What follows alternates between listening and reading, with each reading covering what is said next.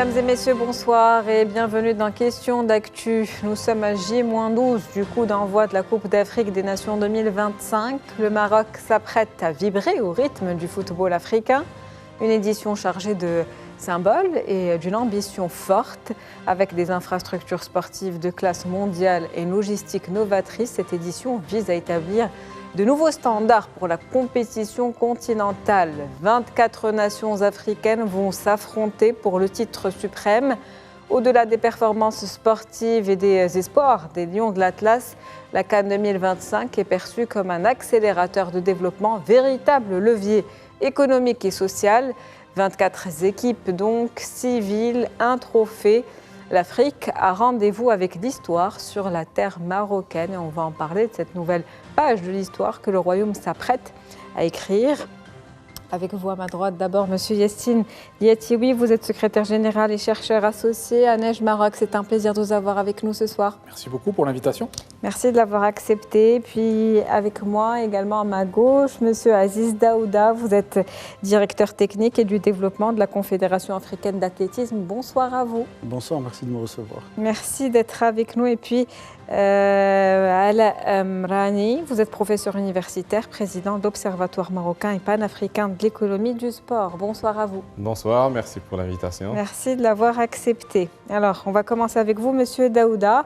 CAN 2025, quels enjeux qui sont multiples?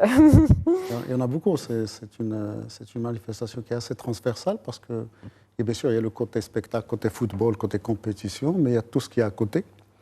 C'est-à-dire tout ce qui fait aujourd'hui la puissance du football, qui est devenu un catalyseur de beaucoup d'énergie, de beaucoup d'idées, de beaucoup d'innovations, de beaucoup de capitaux, d'efforts humains de plus en plus étonnants, parce qu'on s'étonne aujourd'hui de la performance des footballeurs.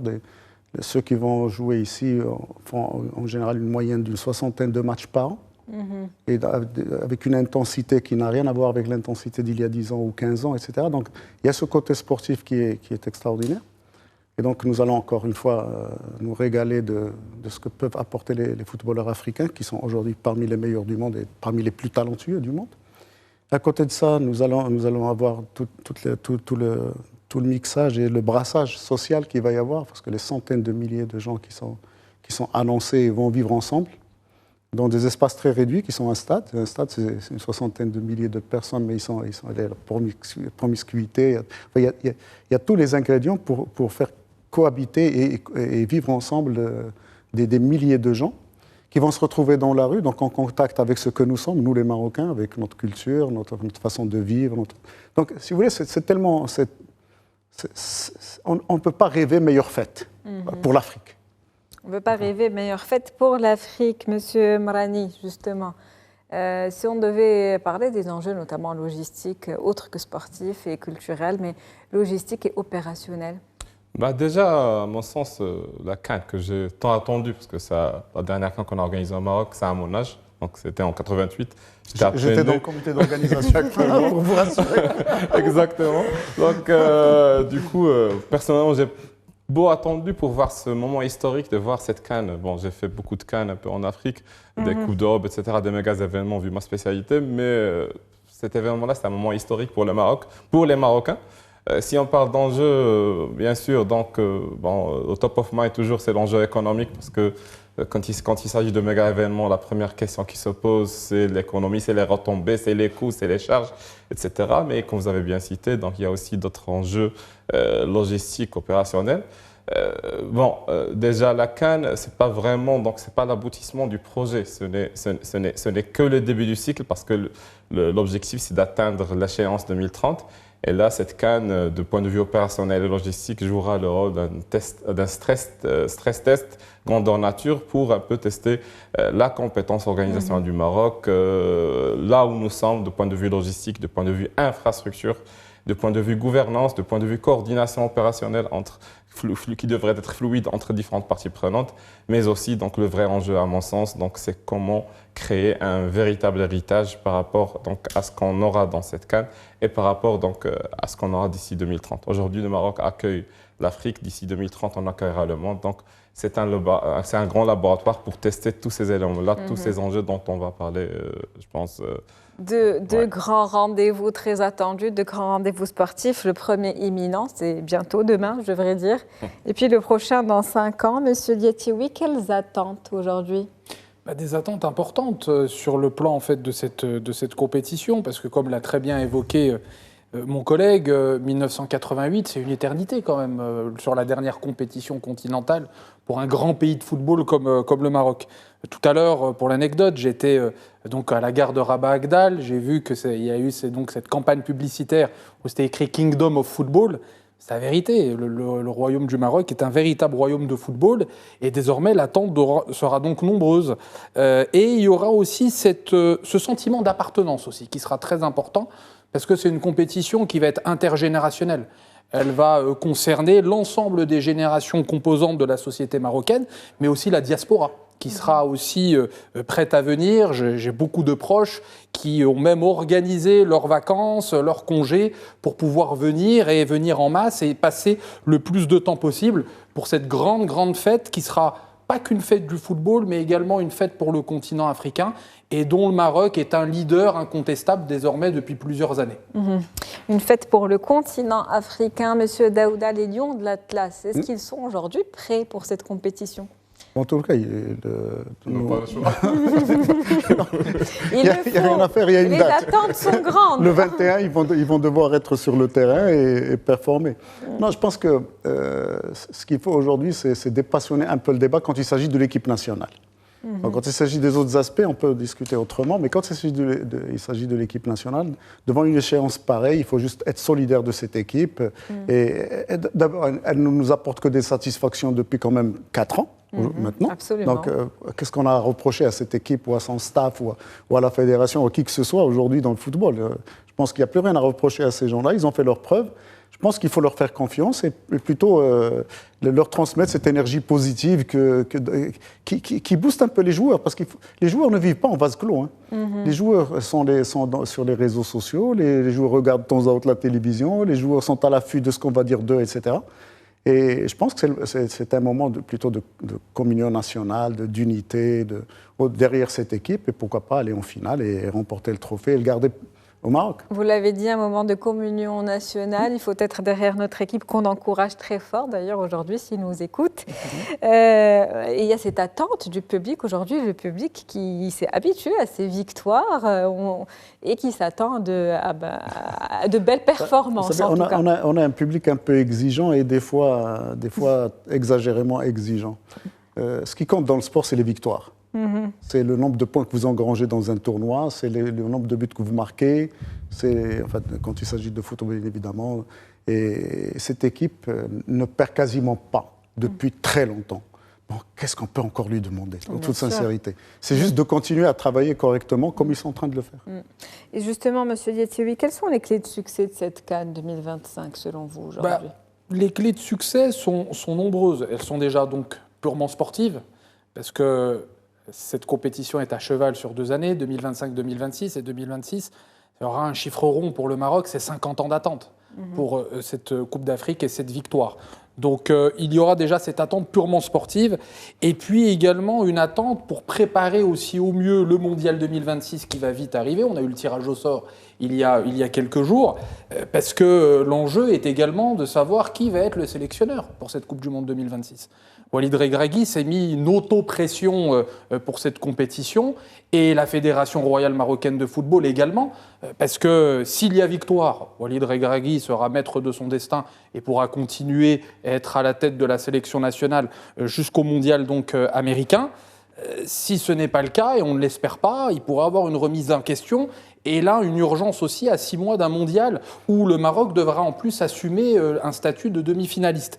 Et puis, il y a également un enjeu de nation branding. C'est cette image de marque que le Maroc développe désormais depuis plusieurs années, où la Fédération internationale, la FIFA, avec Gianni Infantino à sa tête, rappelle désormais à plusieurs reprises que le Maroc est un leader désormais sur le plan événementiel, mais également sur le plan structurel.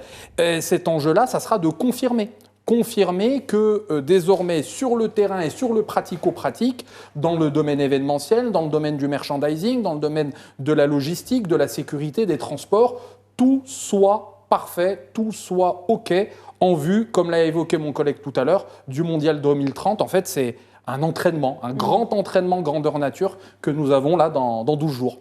Donc vous l'avez dit, une position qu'il faut confirmer du Maroc en tant que leader régional aujourd'hui dans l'organisation d'événements, de grands événements sportifs. Monsieur Mrani, justement, comment l'organisation de ce tournoi réaffirme le destin africain et le leadership régional du Maroc? Déjà, tous les projets qu'on a aujourd'hui, du point de vue sportif, bien sûr, qui accélèrent le développement du royaume, donc émanent d'une vision royale de Sa Majesté le roi Mohamed VI, que Dieu l'assiste, donc, qui a démarré en 2008 avec la fameuse lettre royale adressée aux participants des Assises nationales du sport de Skerat. Et depuis, donc, on est en train de récolter plus ou moins les fruits de cette vision. Donc aujourd'hui, la CAN, donc, ça ne fait qu'incarner la vision du Maroc comme étant une locomotive du royaume, une locomotive du continent africain qui tire l'Afrique vers l'avant. Et au-delà de la CAN, si je prends ces dernières années, le Maroc organisait à chaque date FIFA une mini-CAN. Il abritait les pays frères et amis africains qui n'ont pas de stade homologué et qui les abritaient pour organiser leurs matchs. Donc l'ouverture du Maroc, elle est réelle. Donc ce n'est pas uniquement des paroles, mais c'est des actions. Donc on verra davantage à travers cette organisation de la CAN. Et là, c'est là aussi un héritage africain qui est en train de se créer. C'est comment le Maroc va inspirer ces pays pour dire que l'Afrique, oui, il y a 2010, l'Afrique du Sud a organisé pour la première fois la Coupe du Monde sur le sol africain. Aujourd'hui, il y a un deuxième pays qui est le Maroc, et pas que le football. Donc le Maroc, il s'investit dans plusieurs domaines en Afrique pour montrer un peu que l'Africain, il est capable de faire, il est capable de bien faire, d'organiser une CAN. Parce qu'il faut le signaler que cette CAN, elle est unique en son genre. C'est la première fois qu'on a une CAN à un 9 stades sur 6 villes hôtes. Donc c'est une première au niveau de l'Afrique, avec les standards un peu de la FIFA, avec tout ce qui est camp de base, etc.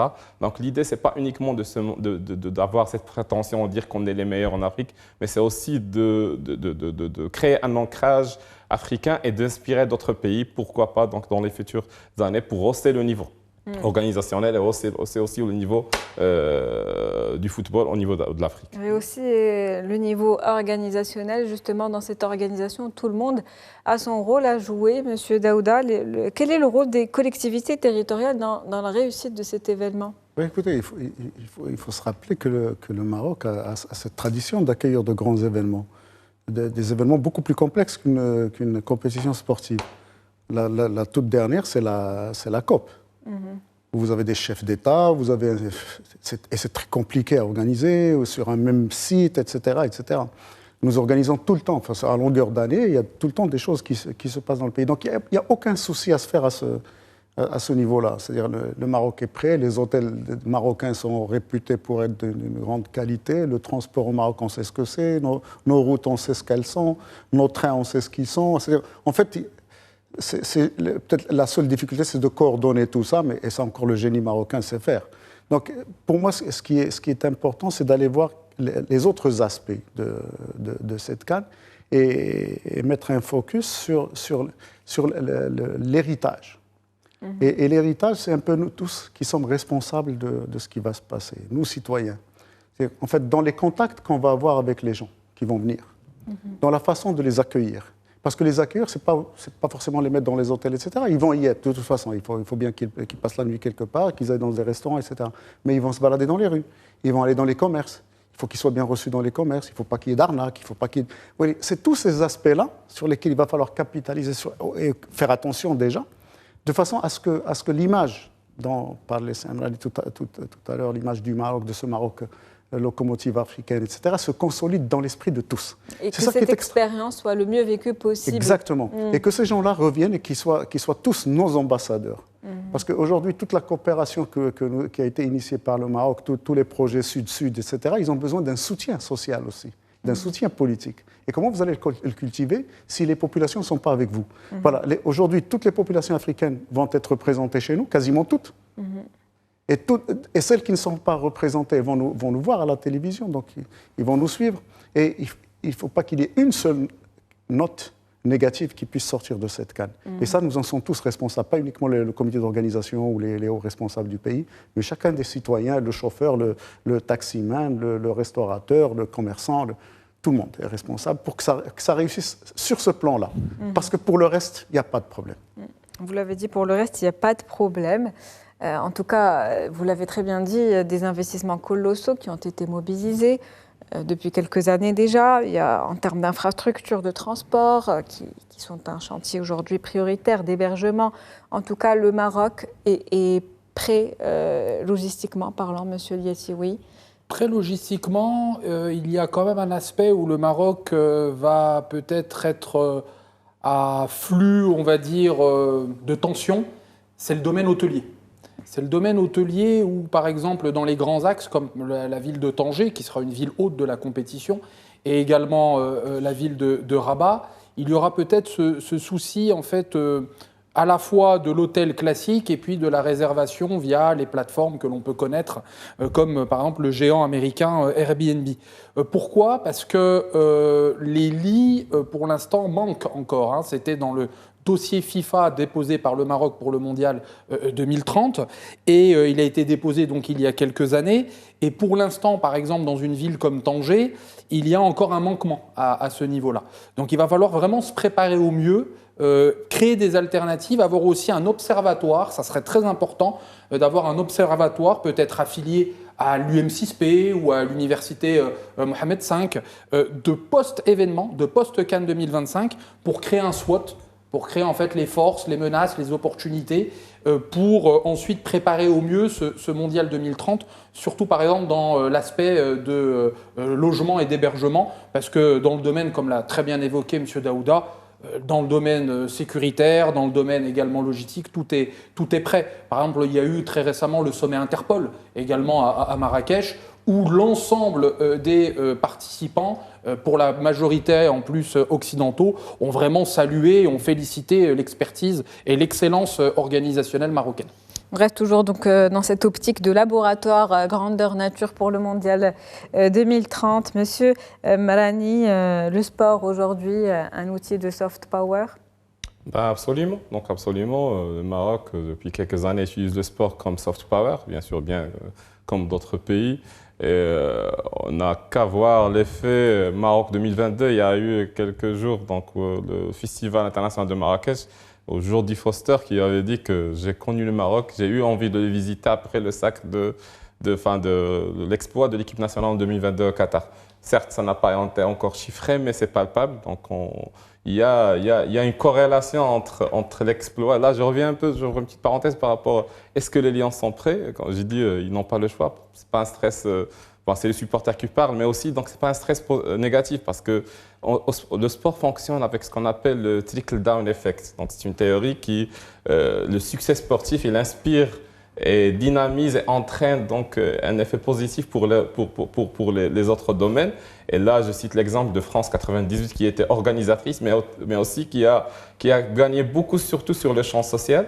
Donc le sport, c'est un outil fort de soft sport, que ça soit localement, donc avec ce ciment fédérateur qui se crée au moment d'euphorie. C'est pour cela qu'il est très important de gagner cette CAN. Parce que c'est le moment où on en a besoin au Maroc. Et par rapport à l'extérieur, ça confirme, quand je dis cette place du Maroc locomotive, cette place du Maroc dans l'échiquier international et géopolitique. Je pense que Yassine est très bien placé pour commenter ce point-là. Donc ça a un effet un peu magique, ce sport-là, donc dans le domaine des relations internationales, et pour confirmer tous ces acquis, tout ce qu'a réalisé le Maroc sur le plan diplomatique, sur la diplomatie parallèle du Maroc, le fait d'accueillir ces pays africains. Donc, lors de toutes les dates FIFA, ça a une signification très forte que le Maroc, donc, il est ouvert vers le monde. C'est le Maroc accueillant, c'est le Maroc qui est une puissance montante aujourd'hui au niveau mondial. Le Maroc est une puissance montante, un peuple marocain qui est derrière son équipe, quel que soit le parcours. Monsieur Liassioui, vous voulez rebondir sur les propos de ce qu'a dit mon collègue. En fait, l'outil de diplomatie, c'est un fait rare, pour le souligner. La Fédération royale marocaine de football est une véritable antenne diplomatique en fait, du Maroc. Elle est désormais partie prenante, en fait, une antenne du ministère des Affaires étrangères, parce que les accords sont multipartites, sont multidimensionnels.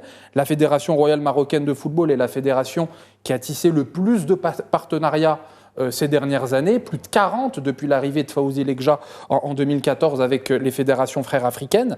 Et cela s'articule ensuite sur l'expertise marocaine qui est découlée sur le continent africain et qui permet ensuite un nivellement vers le haut de l'ensemble du football africain et des fédérations. Et on va voir donc également en termes de niveau, sur le plan purement sportif, mais aussi sur le plan des fédérations prêtes aussi sur le plan logistique, sur l'après-match, sur l'entraînement, sur la préparation physique. Je sais que par exemple le docteur Bodo, qui est le responsable du département médical de la Fédération royale marocaine de football, ancien grand monsieur du Paris Saint-Germain dans ce secteur, de l'Olympique lyonnais, etc., fait également beaucoup de visites auprès des fédérations africaines pour pouvoir apporter son expertise. Et donc, en fait, en termes de niveau, ça va se remarquer directement dans 2 jours sur le rectangle vert, comme on aime bien l'appeler.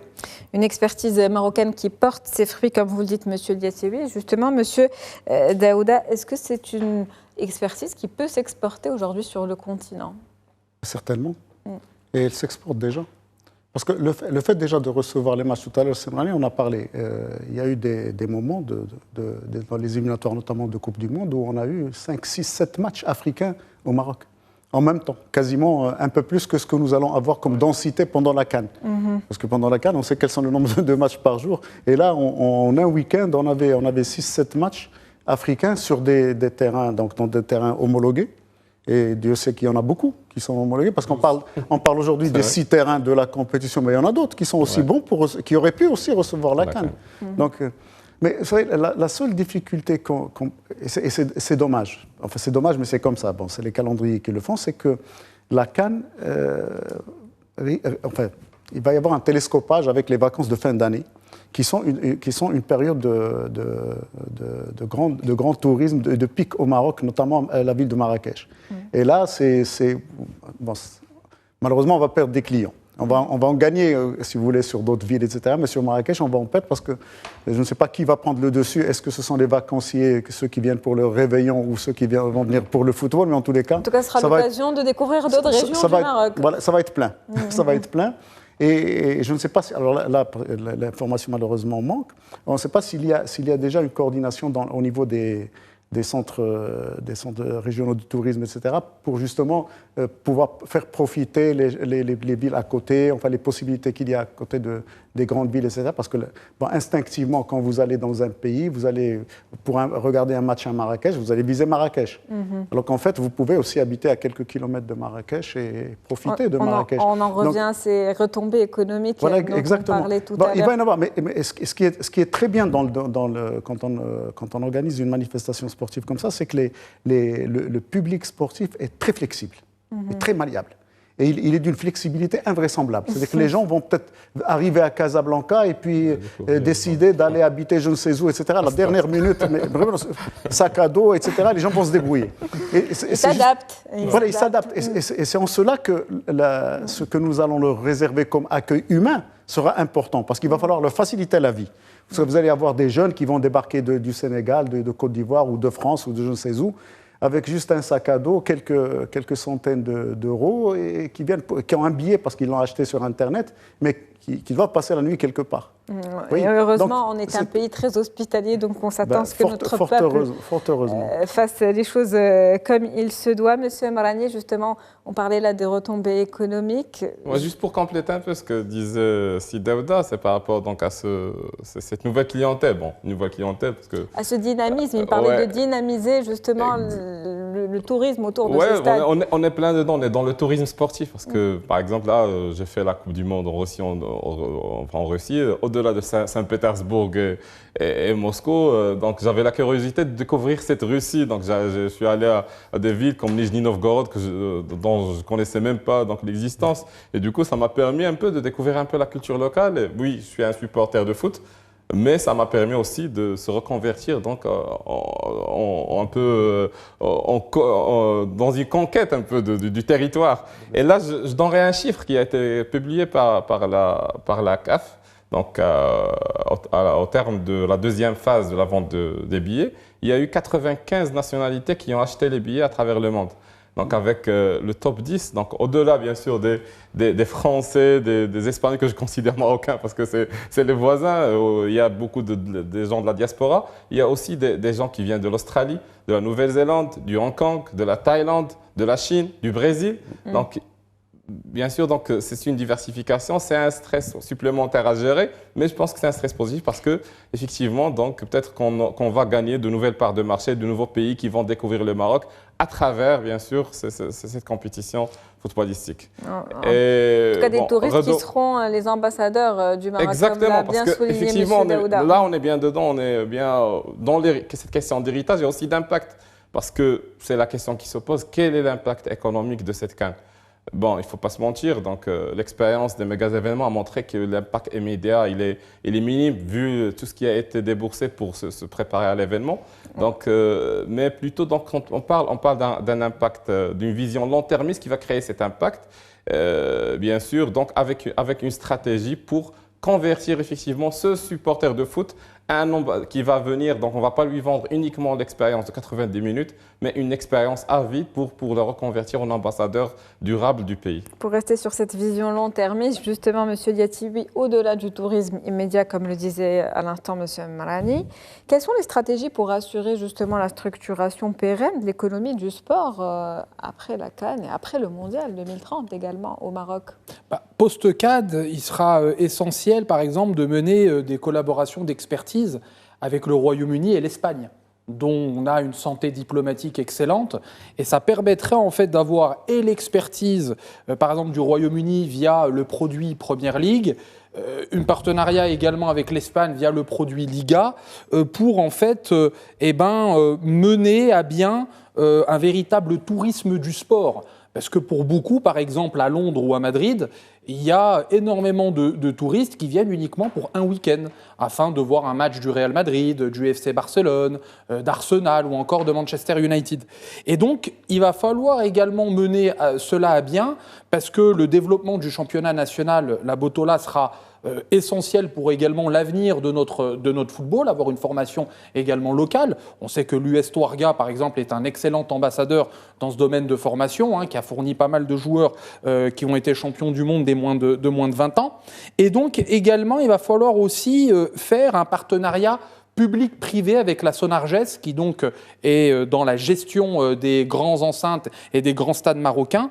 Pourquoi ? Parce que ce partenariat public-privé pourrait permettre en fait d'avoir une vie au-delà du football pour ces grandes enceintes. Il serait par exemple très intéressant pour le stade Moulay Abdallah de Rabat ou encore le grand stade de Tanger, d'être dans le circuit des grands concerts de musique internationaux, des grandes stars américaines, même égyptiennes ou du monde arabe. Ça serait très intéressant de faire cela. Il pourrait également être utilisé pour des manifestations culturelles.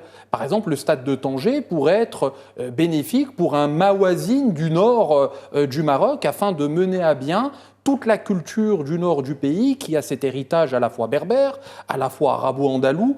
Et ça serait très intéressant de mener à bien cela afin qu'également la part de la culture augmente aussi dans le PIB national d'année en année. Donc toutes ces perspectives et ces structurations seront à mener de la part du corps ministériel, mais également des agents privés. La part de la culture, mais aussi celle du sport. Absolument. Qui est encore très faible. Justement, et là, il faut continuer à investir. Et pour rester sur ce volet économique avec vous, M. Daouda. On en est plein dans le volet économique aujourd'hui. Bon, on a deux économistes avec nous. Justement, mais toute la problématique, c'est que le pauvre sport, il contribue pour beaucoup, mais il n'est pas comptabilisé pour beaucoup. C'est vrai. Parce que, je vous donne un exemple. Expliquez-nous pourquoi, justement. Vous allez dans un magasin de sport spécialisé, vous achetez une paire d'espadrilles et elle est comptabilisée sport. D'accord. Vous allez en Médina, vous achetez la même espadrille et n'est pas comptabilisée sport. C'est la valeur d'usage. Ouais. Voilà. Vous voyez, donc aujourd'hui, par exemple, au Maroc, on estime que le sport contribue pour 1,6 dans le PIB national. C'est ça. En fait, il est au-delà de 3 ou 4, sinon plus. Vous n'avez qu'à aller voir, par exemple, à la sortie d'une école ou à l'entrée, ce que portent les enfants. Ils ont tous un jogging de sport, ils ont tous des espadrilles de sport. Ça n'est pas comptabilisé sport. Dans le tourisme, ça n'est pas un hasard si on est passé de 10-11 millions de touristes à 17 l'année dernière, et puis on est à pratiquement 20 en ce moment-ci, avant même la CAN et avant même les vacances de fin d'année, qui sont un pic touristique. C'est l'effet Coupe du Monde. Mais ce n'est pas comptabilisé pour le sport. Vous voyez, donc, alors si on veut décortiquer la question en disant nous avons dépensé tant pour construire des stades, combien va nous faire ramener la CAN, et qu'on ne compte que la billetterie, marketing, etc., qui est autour du football, bien sûr que c'est des investissements à fond perdu. Mais si vous ajoutez à ces recettes-là, qui sont directes, toutes les recettes indirectes, là, le sport devient important. Donc, tous ceux qui disent que les infrastructures qu'on a construites ont coûté cher ou ceci ou cela se trompent. Parce que il y aura toujours un retour. Mais il est là déjà. Il est là déjà. Il est là déjà. Pourquoi on est passé, qu'on nous explique pourquoi on est passé de 11 millions de touristes à 20 millions de touristes. Comment on a fait en l'espace de 4 ans? Comment on a fait? Alors qu'on a peiné à passer de 5 à 10 pratiquement sur 20 ans. Sur 20 ans. C'est l'effet mondial. Voilà, c'est l'effet du sport. Et donc, le sport, malheureusement, c'est comme ça. Il faut que les économistes trouvent le moyen de lui rendre justice et de comptabiliser ce qui doit être comptabilisé là où il faut. Oui, effectivement, là, on est en train de parler de football, mais pour aller un petit peu plus sur le volet sport, ça serait bien de pouvoir dupliquer un petit peu cette euphorie et tous ces investissements qui sont mobilisés sur d'autres disciplines qui pourraient nous apporter tout autant et créer une véritable industrie sportive qui pourrait c'est tout ce qu'on souhaite faire développer le pays. Parce qu'il ne faut pas oublier qu'il y a 20 ans, on était et pendant pratiquement une vingtaine d'années, on était dans les 10 premiers du monde en athlétisme. Et malheureusement, on a dilapidé ça. Et c'est en cela que nous ne sommes pas arrivés à créer un écosystème qui puisse tirer tous les sports. Parce que nous avons une loi. Et je suis au regret de vous dire que, heureusement, hier, j'ai entendu l'un des plus hauts responsables du pays aujourd'hui et dans le sport également, et en l'occurrence, c'est Fouzi El-Rja qui a tout simplement appelé à ce que la loi 3009 soit... Lui, il a parlé de revisiter, mais moi, je suis de ceux qui disent qu'elle doit être abrogée et remplacée par une loi incitative qui puisse encourager les gens à aller vers l'activité physique, etc. Parce qu'il ne faut pas oublier aussi que tout l'apport de l'activité physique est un système de santé. Quand vous dépensez, selon l'OMS, quand vous dépensez $1 pour l'exercice physique, vous en gagnez 3 en dépenses sanitaires. Vous voyez, donc... ça n'est pas qu'un enjeu, disons, de spectacle, d'image, etc. Il y a aussi à s'occuper de la population du Maroc, où 56% des gens sont en surpoids, où 26% sont déjà dans l'obésité, où nous avons 48% de la population, 0,5 ou 0,7, qui ont des problèmes psychologiques. Et donc, il n'y a que l'exercice physique et le sport pour réparer tout ça. Il n'y a rien d'autre. Il n'y a rien d'autre. Il n'y a pas un autre remède. Ça n'est pas chimique, ça n'est pas... Vous voyez, donc... l'activité physique est quelque chose d'extrêmement important pour le pays. Quand on organise ce genre de manifestation, ça ramène beaucoup de jeunes vers la pratique. Aujourd'hui, toutes les jeunes filles veulent jouer au football, par exemple. Tous les jeunes, les mamans, elles sont en train de... Justement, il y a l'académie de football, monsieur Voilà. Et tout ça, ça a un impact économique. Ça a un impact sur le bien-être, mais ça a un impact économique extrêmement important. Il y a l'académie, il y a ces investissements qui sont mobilisés dans le football. Mais est-ce qu'il faut une réelle nouvelle volonté, j'ai envie de dire, gouvernementale, publique, pour aller vers d'autres activités? Il suffit juste de les financer et les résultats seront là. Ce qui est en train de se faire au football, avec notamment avec l'OCP, parce que ce n'est pas une publicité, c'est une compagnie nationale, avec l'OCP, c'est exactement ce qui s'est fait en athlétisme. Il ne faut pas oublier que c'est l'OCP qui a financé l'athlétisme marocain et qui nous a donné toutes les satisfactions qu'on a eues. C'était une instruction royale, mais c'est l'OCP qui a financé. C'est exactement ce qui est en train de se passer dans le football. Exactement. Parce que nous avons un modèle qui a réussi. Aujourd'hui, le football doit être pris pour modèle. Et nous pouvons dupliquer ça dans le basketball, en handball, en golf. C'est la question. Non, mais je suis totalement d'accord avec monsieur Daouda, parce que la filiale de l'OCP qui s'occupe de cela, c'est Evosport. Evosport, pour l'instant, se concentre beaucoup sur le football.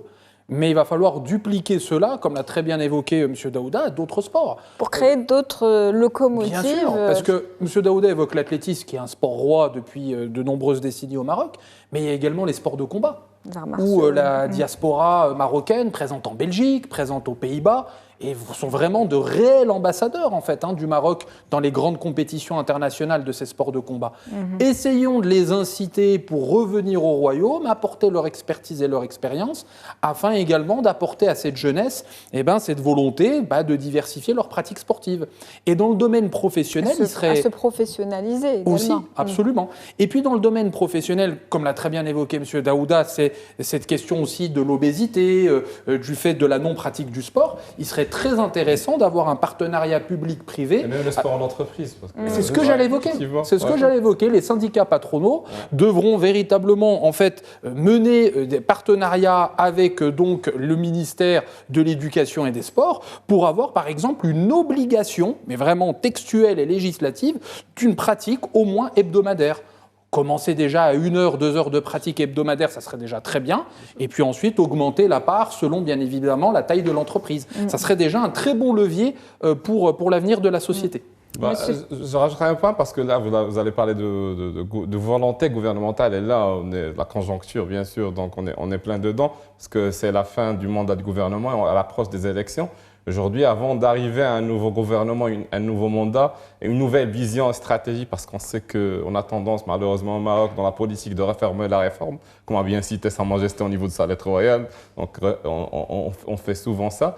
Donc, déjà, il faut un peu appliquer les principes du management, un peu l'amélioration continue, avec une phase d'évaluation, de voir un peu cette stratégie d'intégrer le sport dans le ministère de l'Éducation, avec tout ce qui a été fait, les chantiers qui ont été lancés, avec le sport scolaire, parce que là, vous avez... SWOT, comme disait tout à l'heure. Exactement, parce que là, vous avez parlé, est-ce qu'il faut dupliquer? Il y a un travail au niveau du sport scolaire, parce que là, on trouve dans le sport scolaire, dans les ASS qu'on pratiquait en étant gosse. Aujourd'hui, dans le sport scolaire, on a le surf, on a plusieurs sports. Mais est-ce que vraiment ça tient la route ou bien c'est tiré par les cheveux? C'est là où il faut vraiment faire une sorte d'évaluation pour voir est-ce qu'il faut continuer sur ce modèle ou bien l'améliorer, régler ce qu'il y a à régler pour bien sûr faire profiter. Il y a 58 fédérations sportives, donc il n'y a pas que le foot, donc il ne faut pas non plus footballiser le sport. Et c'est comme ça qu'on va aller d'une économie du sport fragile à un écosystème sportif qui implique bien sûr, parce que si on généralise à l'ensemble des sports, c'est-à-dire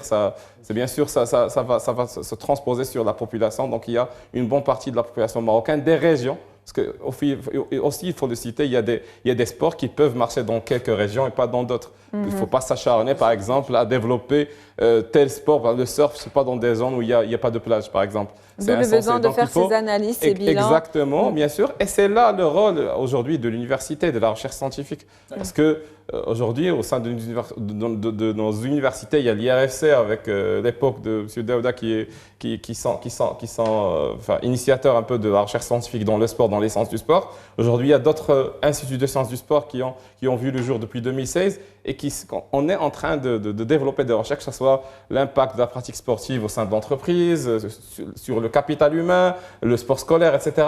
Donc, il faut aujourd'hui créer ces passerelles entre universités, entre entreprises, entre organismes de l'État et entre, bien sûr, collectivités territoriales pour effectivement asseoir les jalons de cette économie du sport pour s'apprêter, parce que 2030, c'est demain. On n'a plus le temps pour lancer, pour réformer. Il faut aller surtout dans une logique d'amélioration continue pour être prêt pour 2030 et tout ce qui va se passer en termes d'industrie. Au-delà du travail... Parce que tout ce qui se dit maintenant, il faut aussi le relier aux résultats du recensement, qui nous ont tous surpris. La population marocaine ne croit plus. D'accord? Et donc, si par hasard, on ne s'occupe pas de ces choses-là convenablement, notamment au niveau de l'éducation nationale en matière d'éducation physique, et ramener l'éducation physique à ce qu'elle doit être avec des enseignants. Justement, M. Mrani parlait d'université, mais au-delà de ça, il faut commencer par la petite enfance, par la détection de talents, avant qu'il ne soit trop tard. Des talents qui peuvent... Déjà, offrir à tous les citoyens, du petit au plus âgé, la possibilité de pouvoir pratiquer de l'exercice physique avec un encadrement qualifié, avec un encadrement formé, avec une formation académique. Parce qu'on est en train de bricoler des choses qui ne sont pas normales du tout. Et en termes de sport, je m'excuse, on était parti sur des choses positives, et là, malheureusement... je vais vous donner un chiffre qui est éloquent. C'est les chiffres de l'État, ce que je donne, c'est-à-dire les chiffres des institutions étatiques. Aujourd'hui, toutes les fédérations réunies, les 50 et quelques dont a parlé Semrani, ne totalisent pas plus de 350 000 pratiquants. Si on bon, chiffre officiel. C'est 284 000 comme chiffre officiel en décembre 2024. Oui. Alors, si vous demandez à monsieur Etewi quel est le nombre, par exemple, de licenciés à la Fédération française de basketball, c'est environ 700 000. Alors, vous voyez, tous les sports marocains réunis, c'est 350 000. Bon, merci de me rectifier le chiffre, parce que le chiffre que j'ai, c'est 350 000. Donc, c'est 280 000. Bon, on va mettre... À vérifier, en tout cas. À vérifier les deux. Mais en tous les cas, les 350 000, j'ai pris ça du ministère. Et donc, toute la population marocaine, sur un potentiel de 6 à 7 millions de licenciés, se résume à 350 000 licenciés. Et le basketball n'est pas le sport roi en France. Non, bien sûr. En plus. En France, il y a 700 000 inscrits à la fédération de basketball. Bon, ça veut dire quoi? Ça veut dire que nous n'avons pas réussi à aujourd'hui, et il va falloir travailler sur ça, et à partir de la législation, parce que la législation que nous avons aujourd'hui bloque justement cette évolution, de façon à ce que tous les citoyens marocains puissent accéder à la pratique sportive, à l'exercice physique à l'école, à l'éducation physique correcte, menée par des gens académiquement, avec une formation académique. Il n'y a pas monsieur n'importe qui. On ne s'improvise pas professeur d'éducation physique. On ne devient pas professeur d'éducation physique en quelques mois. C'est un mensonge. Et c'est grave que ce soit comme ça. Il va falloir revenir à une formation académique des enseignants. Et le besoin aujourd'hui de 42 000 emplois. Vous vous rendez compte de la manne en matière d'emploi que représente le sport? Rien que pour l'exercice physique. Mais si vous extrapolez aux autres métiers du sport, aux 17 autres métiers, il y a aussi aujourd'hui possibilité de créer dans les 300 000 emplois. En tout cas, tout un potentiel qu'il faut explorer, des opportunités qui existent, qu'il faut développer. On va recadrer le sujet pour les moins de 10 minutes qu'il nous reste. Revenir à la CAN avec vous, Monsieur Lietier. Oui, mais non, c'est intéressant. Il faut dire les choses telles qu'elles sont. C'est l'occasion de parler de ces choses-là.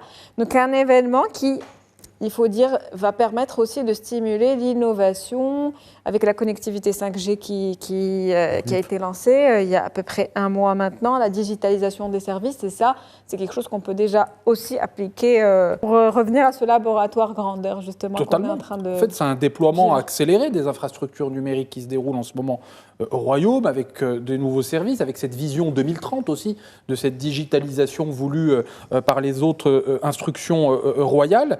Et puis, il va falloir aussi développer tout ce qui tourne autour du streaming. Parce que le streaming, également, c'est l'avenir du sport. On peut le voir dans toutes les fédérations occidentales, toutes les fédérations e-sport qui sont en train de se mener. Et le Maroc a déjà cette réflexion. Très récemment, Jawad Zahiri, l'ancienne grande légende du Muntakhab, a été nommé sélectionneur e-sport marocain. Absolument. Donc c'est une très bonne nouvelle. Et cette prise de réflexion marocaine est une bonne chose parce qu'elle va permettre pour le Maroc d'avoir une sélection compétente, d'avoir également donc aussi une diversification de l'offre, parce qu'il y a beaucoup de jeunes désormais qui sont plus intéressés par le e-sport que par le sport traditionnel. Les chiffres sont en baisse même en Occident. De moins en moins de jeunes de 15-25 ans observe un match de 90 minutes. Et là, il ne faut pas rater le cap aussi. Il ne faut pas rater le cap, absolument. Et après, il y a cette question aussi de développer tous les web médias aussi qui peuvent également exister pour la couverture du Mondial 2030 qui sera dans 5 ans.